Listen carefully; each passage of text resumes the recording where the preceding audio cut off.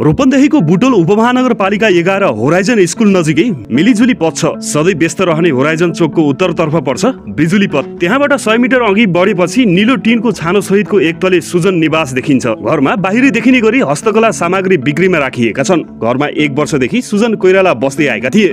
बुधबार बिहानसम्म मिलिजुली टोल शान्त थियो। काम चर्कदै जाँदा माहौल एकाएक अशान्त भयो। 7:30 बजेतिर घरमा प्रहरी पुगेपछि स्थानीय चकित परे। अनि केही छिनमै सुजनले पूर्व पत्नी र उनका 2 छोरीको हत्या गरेको सार्वजनिक भयो, त्यो पनि आफ्नै घरमा बोलाएर। यो घटनाले टोलमा सन्नाटा छायो। पाल्पाको तानसेनमा स्वास्थ्य कर्मीको रूपमा कार्यरत पूर्वी नवलपरासीको कावासुती घर भएकी सुजनकी पूर्व पत्नी 33 वर्षीय दीपा बस्याल तथा उनका छोरीहरू 7 वर्षकी स्नेहा र 4 वर्षकी हिमानीलाई सुजनले धारिलो हतियार प्रयोग गरी विवश हत्या गरेको प्रारम्भिक अनुसन्धानमा खुलेको प्रहरीले जनाएको छ।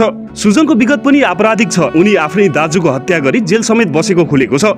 सुजन आफ्नै दाजुको हत्या गरी जेल बसेको र संविधान दिवसमा गत वर्ष आम माफी पाएर छुटेको बुझिएको छ। छुटेको 1 वर्षमै आफ्नै घरमा बोलाएर पूर्व पत्नी सहित 2 छोरीको हत्या गरेको देखिन्छ। रूपन्देही प्रहरी प्रवक्ता डीएसपी सूरज कार्कीले भने थप अनुसन्धान गर्दैछौं। सुजनकै साथीले हत्याको खबर गरेपछि प्रहरी पुगेको थियो। सुजनलाई प्रहरीले घरबाटै नियन्त्रणमा लिएको थियो।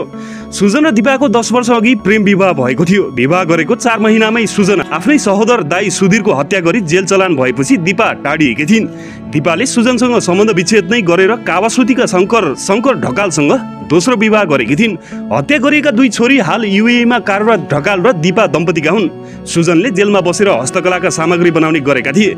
राम्रो आचरण देखाएको भनेर गत वर्ष गणतन्त्र दिवसमा उनी राष्ट्रपतिबाट आम माफी पाएर छुटेका थिए।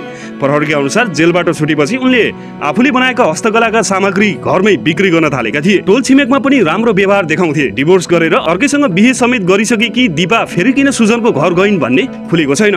उनीहरू फेरि कसरी नजिकिएर सुजनले दीपालाई कसरी आफ्नो घरमा बोलाए भन्ने बारे अनुसन्धान भइरहेको डीएसपी कार्कीले बताएका छन्।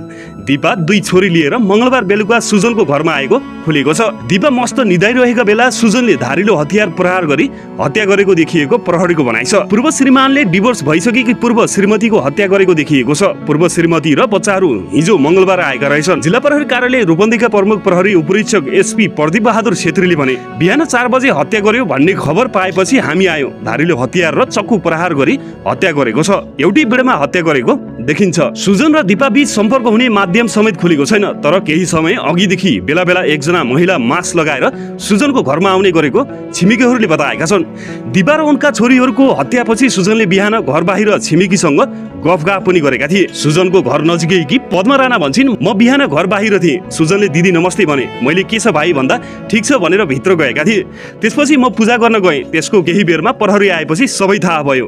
केही समयदेखि नै सुजनको घरमा एकजना महिला आउने गरेको आफूले देखेको उनले बताइन्। केही दिनदेखि त्यो घरमा एकजना महिला आउने गरेको मैले देखेको थिएँ। तर तिनी को हुन् भन्ने मलाई थाहा थिएन। मास्क र क्याप लगाएर आउँथिन् उनले भनिन्। यस्तै दीपाकी दिदी मन्जु अर्यालले पनि दीपा कसरी सुजनको घरमा गइन् भन्ने आफूले बुझ्न नसकेको बताइन्। उनीहरू फेरि कसरी नजिकिए, उसले कसरी आफ्नै घरमा बोलाउन सक्यो, हामीले केही बुझ्न सकेका छैनौँ, दिदी मन्जुले भनिन्।